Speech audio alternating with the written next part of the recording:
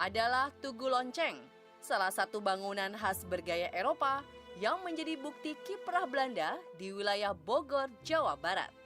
Meski bentuknya tak sempurna lagi, bangunan ini seolah menjadi mesin waktu, perekam kejadian-kejadian lampau yang dituturkan lewat beragam peristiwa mistis. Saya juga kan tidur di sini di warung saya. Kebetulan pada waktu itu jam 2:30 suara bunyi lonceng gitu. Bunyinya gong kayak nabu gendang gitu, duang begitu. Tak tercerna akal sehat memang. Bagaimana bisa di malam tertentu terdengar gemuruh bunyi lonceng misterius? Kehadiran kereta kuda beserta tuan menirnya. Hingga penampakan sosok perempuan berbaju merah tampak duduk di atas pilar Tugu Lonceng.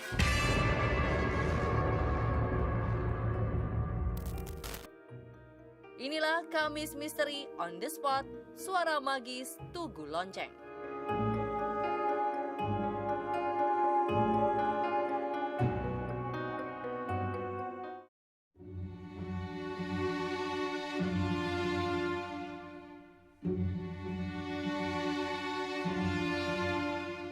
Peninggalan sejarah di atas 50 tahun masuk dalam kategori cagar budaya. Tak salah jika kita menilik Tugu Lonceng. Situs sekaligus ciri kawasan Cilebut ini menjadi salah satu peninggalan yang tak ternilai harganya.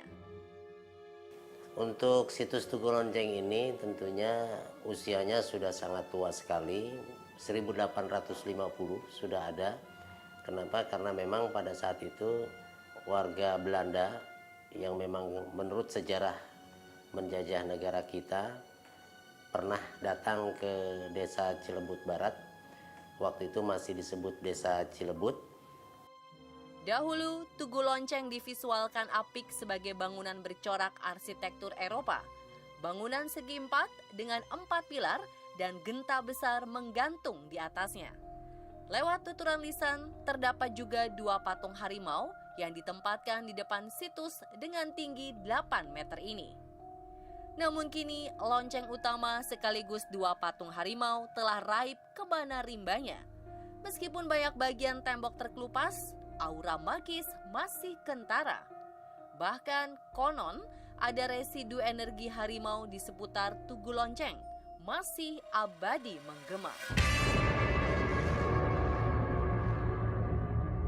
Patung macan hampir berdekatan dengan situs Tugu Lonceng, seakan-akan seperti penjaganya situs Tugu Lonceng gitu. Itu kadang-kadang memang suka menampakkan diri seperti halnya macan pada umumnya, kemudian juga kadang-kadang bisa berubah menjadi makhluk-makhluk yang lain, sehingga di sini tentunya kami mengharapkan kepada siapapun untuk tetap berhati-hati dan waspada.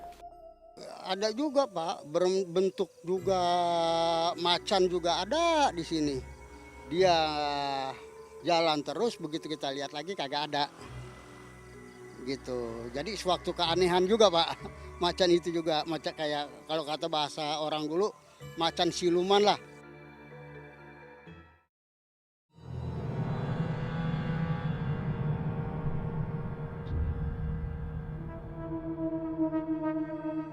Banyak kisah lama yang dituturkan dari generasi ke generasi, termasuk rupa lonceng dan bagaimana corak bunyinya. Namun, beberapa peristiwa ganjil sedikit memberi titik cerah tentang riwayat Tugu Lonceng. Kayak sarino, kedengeran kemana-mana Pak. Nah itu, ini juga ada kadang-kadang kalau lagi mana ini ya suka berbunyi begitu juga. Kadang-kadang, kayak degung gitu Pak. Gitu. Anehnya, peristiwa magis yang terjadi di areal Tugu Lonceng menggambarkan suasana lampau. Suara derap langkah kaki kuda seringkali melintas pada malam-malam tertentu. Pas pulang kondangan, ada kuda liwat, yaitu yang naik orang Belanda Pak. Dia sendiri pakai cetok. Ya sebetulnya ya takut juga, emang udah kepergok. Derap kaki kuda itu memang kadang-kadang seringkali terdengar oleh masyarakat, apalagi di malam-malam tertentu yang dianggap mungkin oleh kita malam Jumat Kliwon dan lain sebagainya. Karena memang di sana ada jalan khusus tadinya, jalan kalau kata orang dulu itu jalan bendi. Jalan bendi ini yang ditumpangi oleh noni-noni Belanda. Dikisahkan suaranya mampu jauh menggema hingga ratusan meter.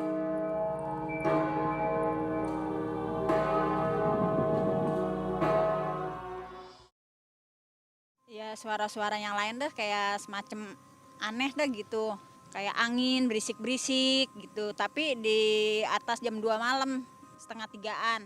Di sebelah saya kan ada tukang ayam penyet. Dia juga pernah sebelum saya. Terus saya cerita, teh saya juga begitu pada waktu itu gitu. Berarti sama dong Bu, katanya, dikirain teh cuma saya aja. Rapatnya intensitas peristiwa mistis di seputar Tugu Lonceng bukanlah menjadi rahasia umum. Konon ada satu sosok noni berbaju merah yang mengusik penasaran. Berparas cantik, namun terkesan jahil. Ya kadang-kadang gituan nggak tentu, kadang-kadang ya malam Jumat juga suka juga kayak kemarin saya tidur di warung, saya ditimpugin, saya ini nggak taunya dia lagi duduk uncang-uncang di situ. Begitu saya keluar, dia duduk Pak, uncang-uncang, rambutnya juga panjang, ya pokoknya cantik lah. Pada saat kita, kalau anak sekarang bilang selfie, yang padahal pada saat kita selfie itu tidak ada siapapun di belakang kita, maka akan terlihat jelas bahwa itu ada seorang perempuan di belakang kita berbaju warna hitam, kemudian pakai topi laken lah berwarna putih. Itu sangat jelas penampakannya. Tapi kalau yang bertopi laken putih itu insya Allah tidak jahil kepada masyarakat, terkecuali kalau yang berwarna kulitnya merah dan hitam itu sangat berbahaya untuk lingkungan.